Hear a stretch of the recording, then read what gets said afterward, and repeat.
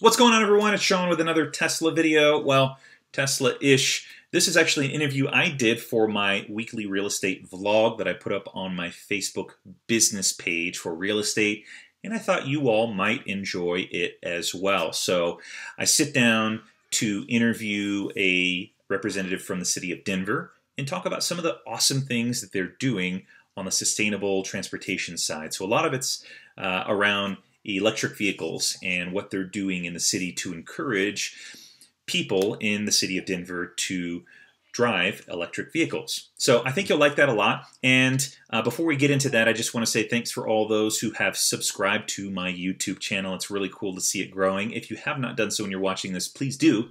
What are you waiting for? If you do subscribe or are already subscribed, you'll get a notification when I live stream the Tesla Semi event that happens later this month. So I'll live stream the keynote from Elon Musk, and hopefully, fingers crossed, I'll also get to ride in the Tesla Semi truck. Wouldn't that be really cool? So if you are subscribed, you will get notifications that I have gone live with that. So let's get into the interview. Actually, before I do that, if you are on the market for a used or inventory Tesla Model S or Model X, use my referral code down below. It helps me get to some of these really cool Tesla events like the Semi one that happens at the end of the month. Thanks for watching this video, and there are a couple of questions that I want you to key in at the end of the interview where Tyler asks the community what they think about a couple of items. I won't spoil it. You got to watch until the very end, but there's a couple of questions that he's looking for feedback on in regards to sustainable transportation. So would love your feedback, would love your comments down below once you get a chance to listen to his couple of questions. So let's get into it. What's going on, everyone? It's Sean Mitchell with the Amy Wright Group at Co-Listings Real Estate, and coming at you with another weekly vlog. And in this one, I've got Tyler Svitak from the City and County of Denver to talk about a few exciting things that the city is doing in regards to sustainable transportation. So Tyler, welcome to my vlog. Thanks for having me. Excited to be here. Absolutely. So we were talking before we hit record about some of the cool projects that you're doing and the city is doing. Let's maybe first kind of start off with this campaign for people transitioning from internal combustion engine vehicles to electric vehicles. Absolutely. So last week we launched our Pass Gas, Drive Electric campaign. And really it's focused on building awareness that plug-in electric vehicles are a viable option for people in Denver, that most charging occurs at home, and we're actually the most affordable state in the country to own an electric vehicle. So we've got a campaign starting now, going through the rest of the year.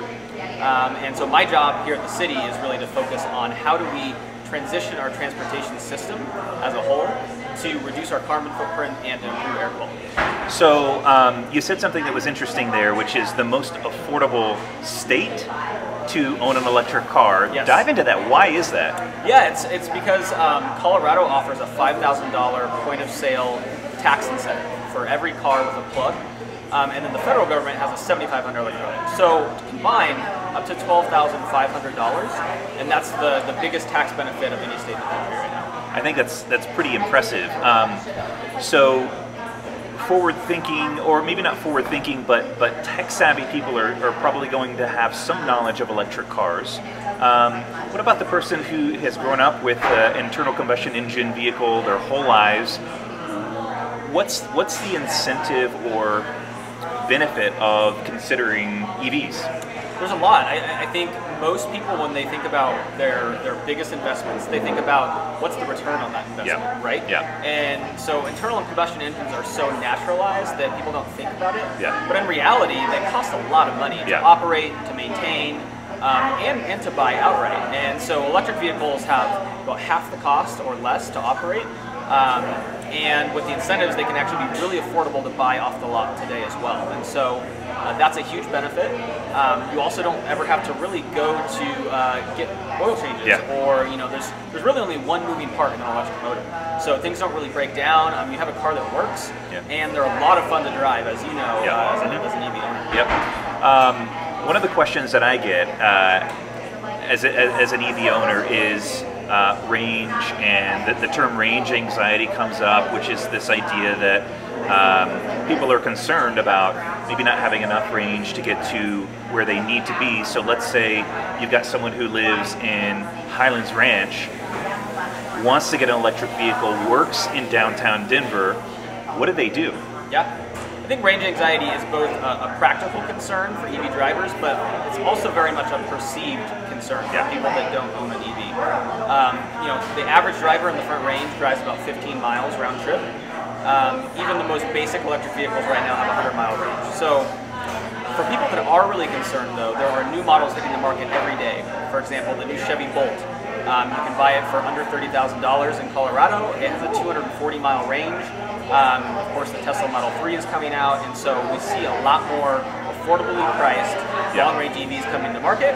And for people that are really concerned, for example, I drive a plug-in hybrid, which has a limited electric range. You plug it in overnight, you get maybe 20 to 50 miles on electric, and then you have an internal combustion engine to take you the rest of the way, so you never have to really worry about range.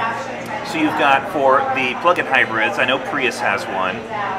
The Volt probably would be considered a hybrid vehicle. Are there some other ones that come to mind that? Yeah. Audi A3 e-tron. Really? Yep.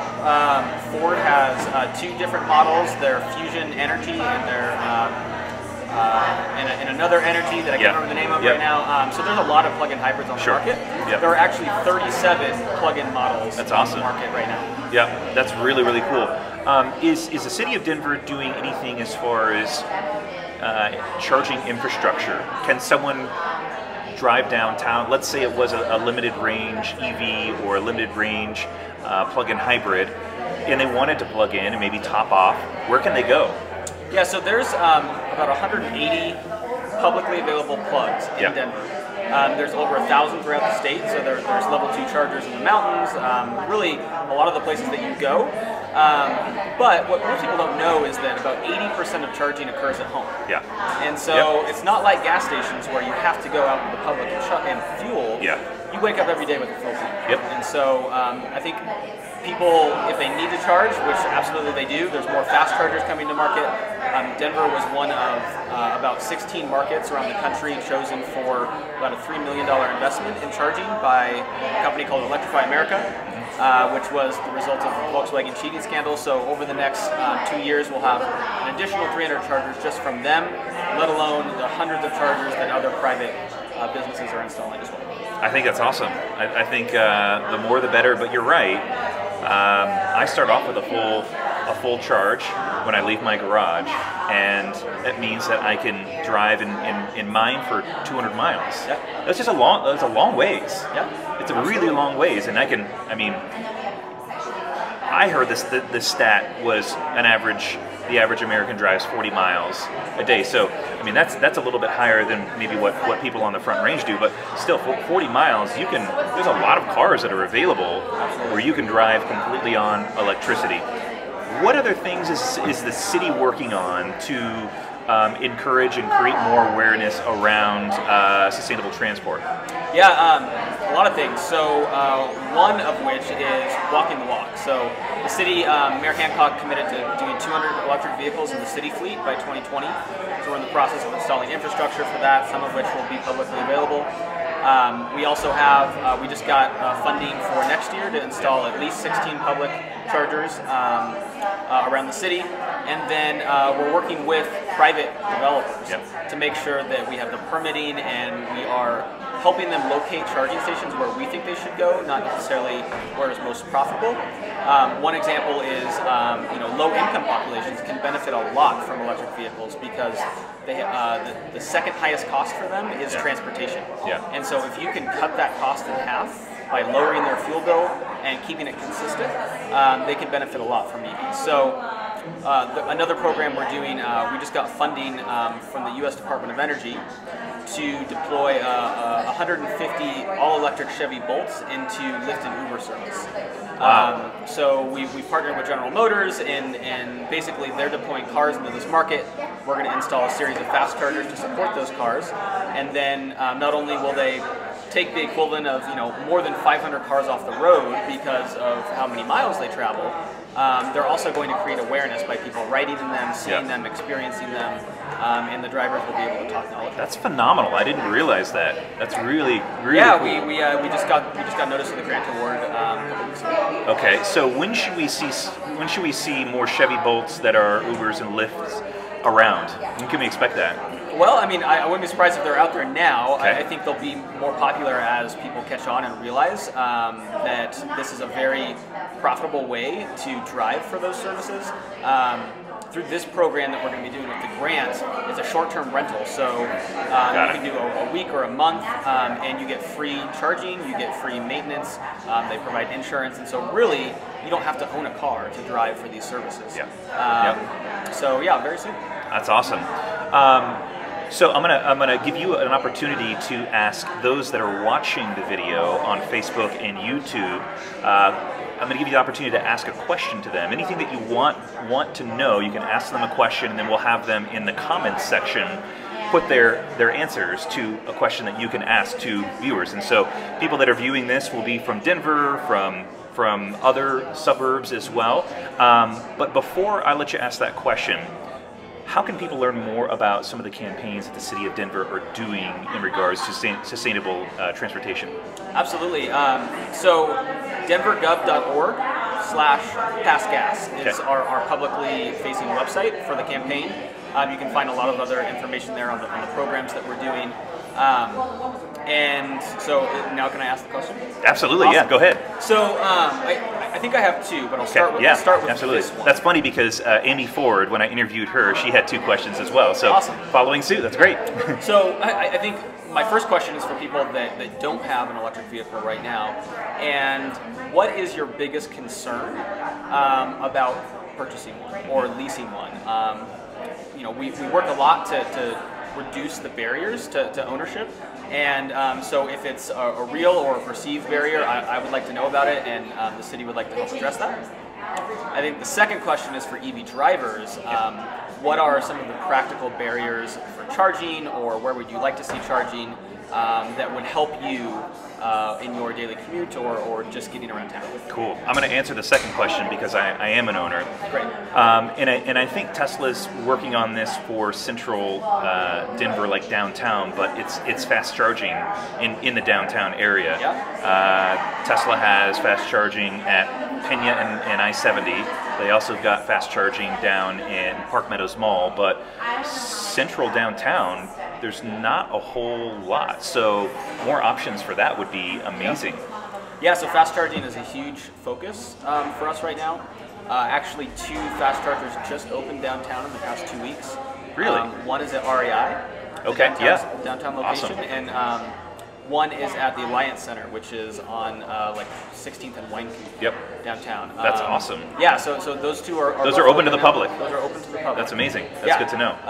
There's also a new station, an EV Go station at I-70 and Tower Road at the Walmart. Yeah. There, so the network is definitely building. Great. And I don't think it's necessarily something the city is going to be always directly investing in, but we certainly want to facilitate that. Absolutely. Cool. Well, Tyler, thanks so much for coming on and sharing what the city of Denver is doing to help sustainable transportation in the city. Viewers, thanks so much, and answer those 2 questions that Tyler asked in the comments section, and we'll keep an eye on those and engage with you. So thanks so much for tuning in, and see you on the next vlog.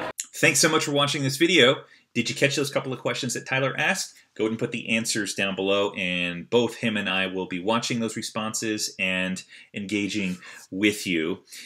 Please like, subscribe, and if you are in the market for a new or inventory Model S or Model X, please use my referral code down in the comments. Thanks so much, and see you on the next video.